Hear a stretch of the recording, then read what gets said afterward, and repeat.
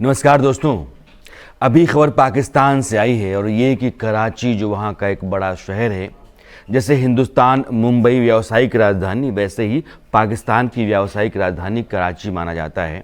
वहाँ पुलिस के जो प्रमुख हैं, चीफ, उनके दफ्तर में आतंकवादी घुस गए हैं। इनकी संख्या 8 से 10 के बीच में हो सकती है। हथियारों, गोला बारूद से लैस हैं और उस बिल्डिंग के चारों तरफ पुलिस और सेना ने घेरा डाल दिया है। आतंकवादी किस मंशा से घुसे हैं, बिल्डिंग के भीतर कितने लोग हैं, बिल्डिंग के भीतर वो अभी क्या कर रहे हैं, अभी तक इसकी कोई जानकारी है नहीं। लेकिन ये है कि अगर वो पुलिस प्रमुख के दफ्तर के भीतर हैं, लाजमी है कि दफ्तर पुलिस का वो बड़ा सा होगा, कराची जैसे शहर का है, और उन्होंने अपनी पूरी तैयारी के बाद ही उस बिल्डिंग में घुसने की कोशिश की होगी। इसलिए उनका अपना एक टारगेट होगा, उसकी अपनी एक स्ट्रैटेजी होगी, उसकी अपनी प्लानिंग होगी, और पाकिस्तान में अभी यह बहुत बड़े कोहराम का कारण है।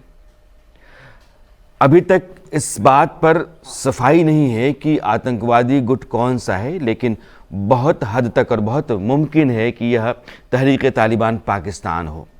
तहरीक तालिबान पाकिस्तान ने समूचे पाकिस्तान के भीतर आतंकवादी वारदात करता रहा है और पाकिस्तान की फ़ौज और पुलिस दोनों हलकान हैं। अभी आपको याद होगा कि खैबर पख्तूनख्वा की राजधानी है पेशावर, बड़ा शहर है वहाँ का। एक पेशावर की एक मस्जिद में आत्मघाती एक आतंकवादी ने अपने आप को उड़ा लिया और उसमें 100 से ज़्यादा पुलिस के जवान मारे गए।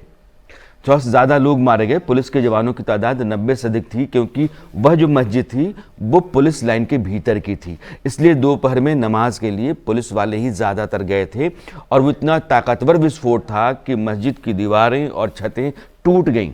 बड़ी तादाद में लोग मारे गए। वह भी तहरीक तालिबान पाकिस्तान का ही आतंकी हमला था। हालांकि पहले उसने कबूला, बाद में वो पीछे हट गया इससे, लेकिन कोई दूसरा आतंकवादी संगठन इतना ताकतवर हमला नहीं कर सकता है।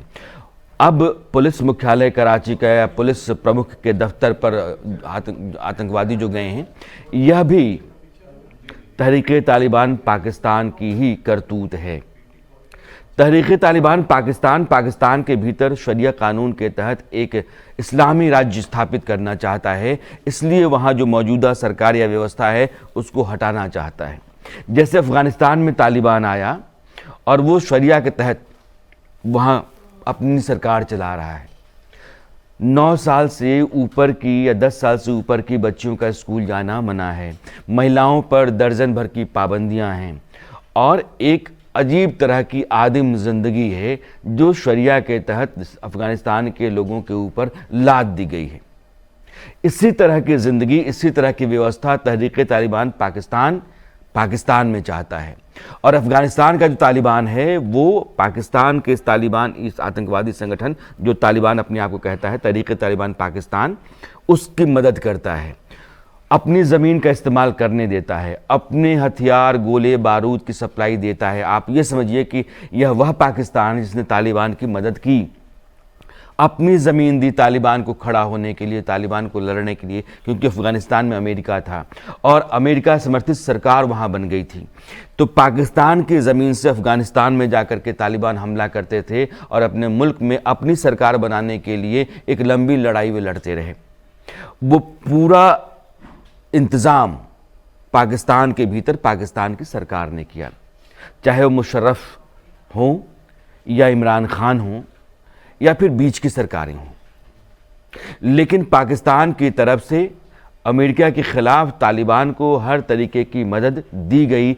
आज जो तालिबान अपने मुल्क में चला गया, लेकिन उस तालिबान के साए में एक अलग तरह का तालिबान पाकिस्तान का अपना पैदा हुआ और वो पाकिस्तान में तालिबान की तरह का शासन चाहता है और इसीलिए वो बार बार हमले करता है।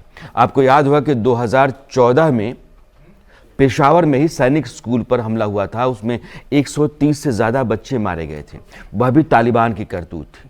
मलाला यूसुफजई को बस में गोली मारने वाला आतंकवादी संगठन तहरीक तालिबान पाकिस्तान ही था कि बच्चियां स्कूल क्यों जा रही हैं, ये क्यों पढ़ रही हैं। और मलाला तो उस समय बच्चियों की आवाज़ हो चुकी थी, तो उस 14 साल की बच्ची को गोली मारी थी। यह कायराना हरकत तहरीक तालिबान पाकिस्तान ने किया था। और अभी कराची में पुलिस मुख्यालय या पुलिस प्रमुख के दफ्तर में आतंकवादी जो घुसे हुए हैं, बहुत संभव है या दावे के साथ मैं कह सकता हूं कि यह तहरीक तालिबान का हमला है। और तहरीक तालिबान के ये आतंकवादी सिर पर कफन बांध के गए हैं कि निकलना तो है नहीं, मरना ही है, क्योंकि चारों ओर सेना होगी और पुलिस होगी, इसलिए मरने से पहले अपना मिशन पूरा करना है। दुनिया भर की नज़रें हैं, हिंदुस्तान के चैनलों और पत्रकारों की नज़रें हैं, और समूचे पाकिस्तान की तो हैं ही। तो ये स्थिति आज की तारीख में पाकिस्तान की है। पाकिस्तान जो कंगाल हो चुका है। इमरान खान और शहबाज शरीफ के बीच में एक अलग तरह का युद्ध चल रहा है, महंगाई चरम पर है, लोगों के पास रोज़गार नहीं है। वैसे पाकिस्तान के भीतर तहरीक तालिबान पाकिस्तान एक अलग तरह की आग बोए हुए है।